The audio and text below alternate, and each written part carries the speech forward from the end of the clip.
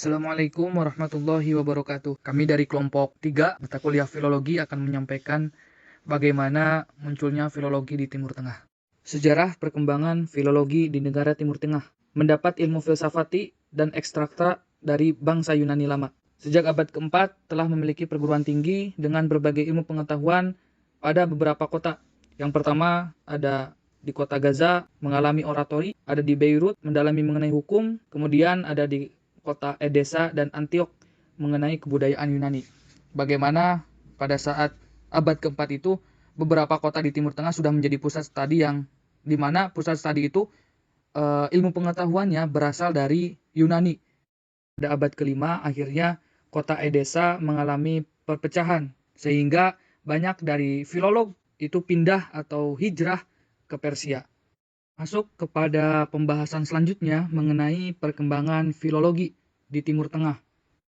Pada perkembangan filologi di Timur Tengah ada dua unsur. Yang pertama pada saat dinasti Abbasiyah pada kepemimpinan Khalifah Mansur, kemudian kepemimpinan Harun ar-Rasyid dan kepemimpinan Al-Ma'mun. Kemudian ada tiga penerjemah ternama, yakni yang pertama Qusta bin Luqa, Hunain bin Ishaq, dan Hubayshi.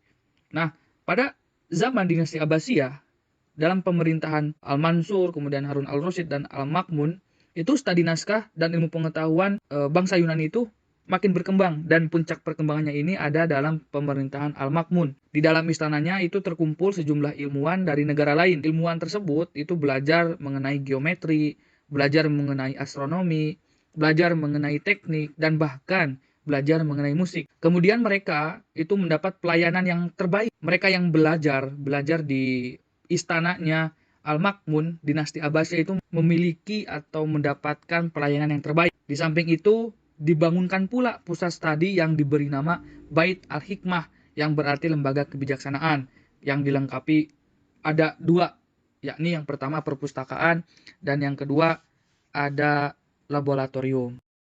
Nyinggung tiga penerjemah yang terkenal tadi, diantaranya adalah Hunain bin Ishaq. Hunain bin Ishaq merupakan salah seorang penerjemah yang paling produktif di masa itu, yang memiliki ilmu pengetahuan yang paling luas. Selebihnya dia menguasai kurang lebih bahasa Arab, bahasa Yunani, dan bahasa Syria, yang menjadikannya sebagai penerjemah ke dalam bahasa-bahasa. Dan itu beliau ada pada umur 17 tahun, yang dimana pada waktu itu masih banyak tersimpan di daerah Hunain naskah-naskah Yunani. Kemudian dari hal tersebutlah akhirnya Hunain bin Ishaq mampu untuk menerjemahkan karena rajinnya mencari naskah-naskah lama Yunani. Bahkan beliau mencari naskah-naskah tersebut sampai ke Mesir, sampai ke Syria, ke Palestina, bahkan ke Mesopotamia. Kemudian aktivitas keilmuan yang dilakukan Hunain bin Ishaq ini cukup menarik dan sangat bermanfaat, khususnya bagi filolog. Antara lain itu inventaris naskah Yunani yang sudah diterjemahkan ke dalam bahasa Syria, bahkan naskah-naskah yang diterjemahkan itu pun ada tulisan kritik yang kualitasnya tidak bisa diragukan lagi dari Hunain bin Ishaq ini. Kemudian selain Hunain bin Ishaq, ada juga penerjemah karya-karya klasik.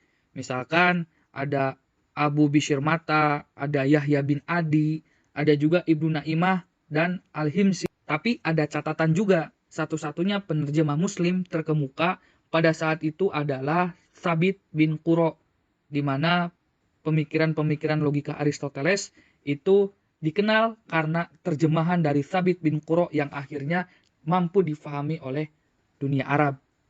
Akhirnya kita sampai pada slide di mana kita tahu nih wajah-wajah dari tokoh-tokoh. Nah, pada slide ini itu ada karya sastra dalam bentuk prosa dan puisi pada saat sebelum Islam datang dan pada saat setelah Islam datang. Nah, sebelum Islam datang itu ada mu'alaqat dan qasidah, dan setelah Islam datang itu ada mantik at-thair, itu karya Fariduddin Attar. Nah, pada saat sebelum Islam datang itu, bangsa-bangsa di Timur Tengah memang dikenal sebagai bangsa yang memiliki dokumen lama. Yang dokumen lama itu berisi nilai-nilai agung, karya tulis yang dihasilkan oleh bangsa Arab sendiri dan Persia. Kemudian munculnya agama Islam, kedua bangsa tersebut akhirnya memiliki karya sastra yang disebut sebagai mu'alaqat dan qasidah. Masuk dalam perkembangan setelah Islam datang, akhirnya kegiatan itu meluas di negara Arab, serta mistik Islam pun berkembang dengan maju di daerah Persia pada abad ke-10 hingga abad ke-13 Masehi. Nah, karya sastra ini seperti yang tadi disebutkan, itu berupa prosa dan puisi yang disebut sebagai mantik at-toir. Kemudian ada dinasti yang kedua, yang dimana itu juga merupakan perkembangannya Islam.